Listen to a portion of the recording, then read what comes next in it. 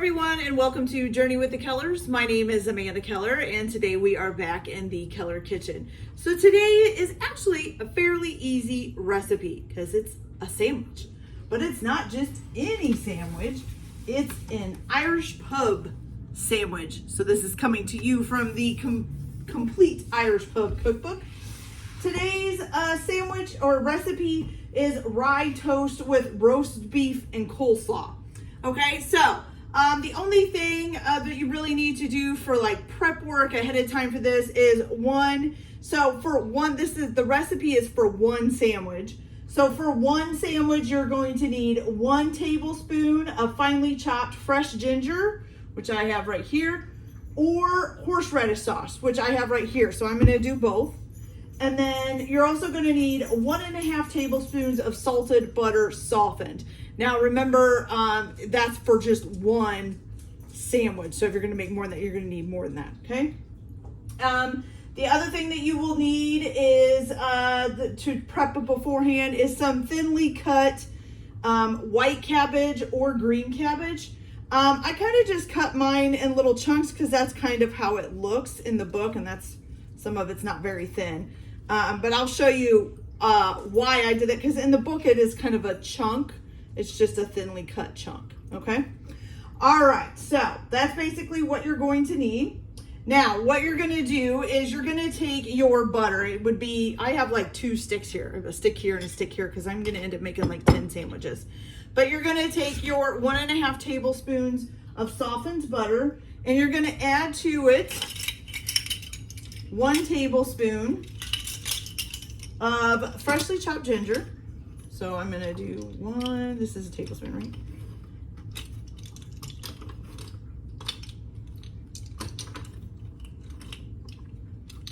I'm gonna do 5 just because I did a whole stick, which is 8 tablespoons, okay?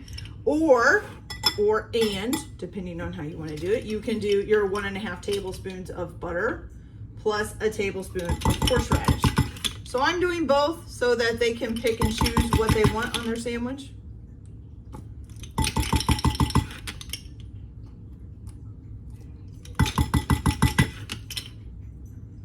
And there we go. Okay, so you're gonna go ahead and mix this up together.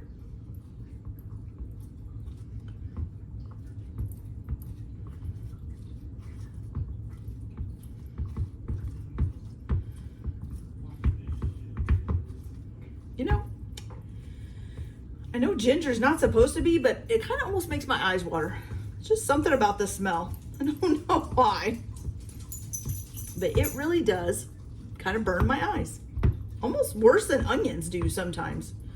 Onions don't burn my eyes unless they've been sitting chopped for a while. So, you know, they've been in the refrigerator for a day or two, already chopped up. You go to open the container, woo, about knocks you out. Yeah. Just weird things. Hello, Mercedes. You are not getting any butter, Missy. Or that. I don't know if you guys can see her little nose bobbing up down here. Okay, so there's the one with the ginger in it. And then we'll get this one mixed together with the horseradish. Horseradish, not horse.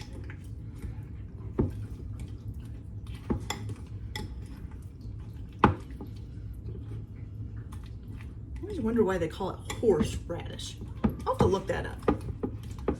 Why is it called horseradish? Does it have anything to do with a horse? Or is it just because that's what they named the vegetable? But why would they name the vegetable that? Very strange.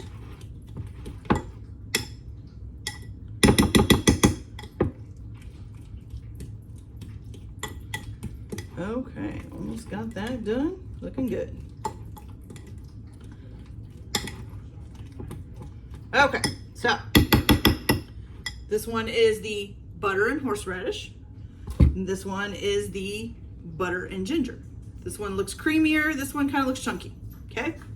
All right, let me wash my hands real quick because I got a little bit on there. There we go. And I'm going to need butter knives for those too, so we might as well grab those. Okay, there we go.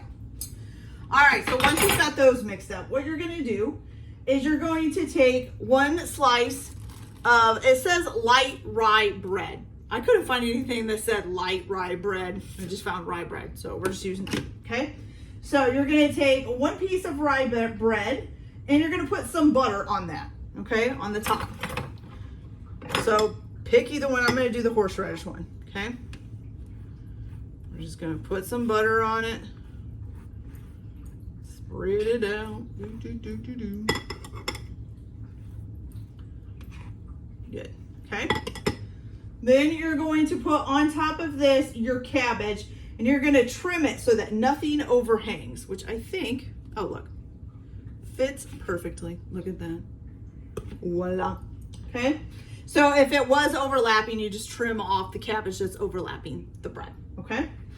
All right, then you're going to do, and you're gonna place it in the middle of the sandwich. Then you're gonna top it with some carrots. And it's supposed to be a small carrot, coarsely grated, which I've got to grab my carrots here. See, you come home, you get busy chopping, and then you forget the carrots because you don't have to chop them. You already have them chopped up. It's lovely when you have leftovers from something else that you can just use. Okay, so some coarsely grated carrot. Try to make sure it's not falling off. There we go. Beautiful. All right, then you're gonna go ahead and put on your scallion. So you need 1 scallion sliced. Let's see. Okay, and it says to keep them away from the edge. So I have green onion instead of scallion because I don't know why. The stores don't carry scallions around here. Okay, so some scallion. Then you're gonna also put on top of that, season lightly with salt and pepper. I don't think I've ever put salt and pepper on a sandwich. Not like a regular, like maybe on a like a chicken salad sandwich or an egg salad sandwich. I put salt and pepper on that, but of course there's usually salt and pepper already in the egg salad or chicken salad. So, strange, but hey, to each their own.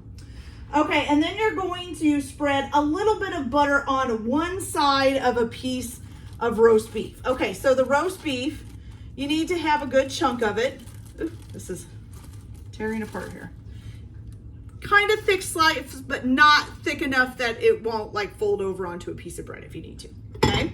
So whatever butter you put on the bottom of the bread, I guess you could use the other one too if you want to use both on the same sandwich. Okay, so put some butter on there. Good. And I got the medium roast beef. You can do the rare if you want. You're gonna put that on top of there. Okay. Let's see.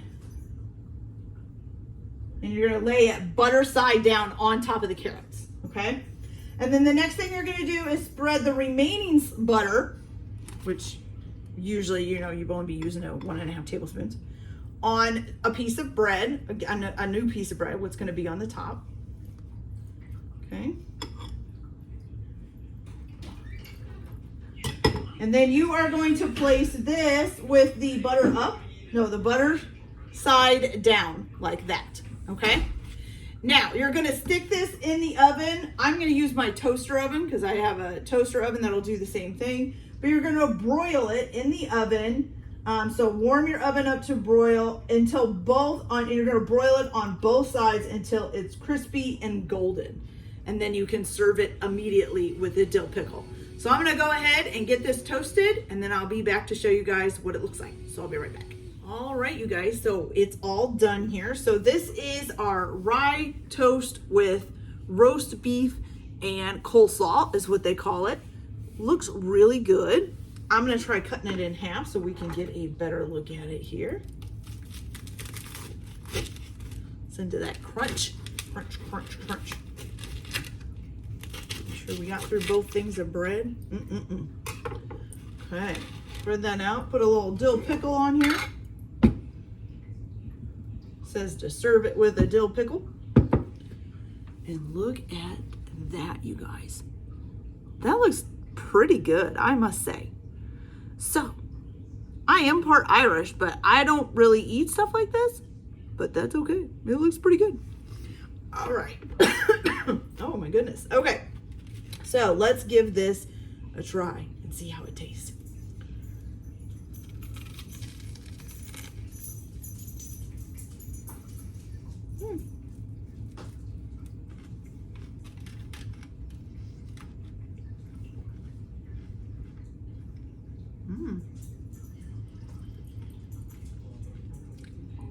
Yeah, guys, it's pretty good. I am not usually a huge fan of roast beef. Like, I will eat it, but usually I probably would cook it longer. I'm not one to have any kind of blood in my meat. But toasting it did kind of, I think, even help cook the meat a little bit. But the combination with the cabbage and the carrots and just a little bit of that butter and stuff, it's really good. I'm really surprised that I like it that much. Okay, you guys, so that's it for this video today. I hope you liked it. Like and subscribe if you like, or don't if you don't. Everybody have a good day. Enjoy your cooking. Keep your kitchen messy, and we'll see you later.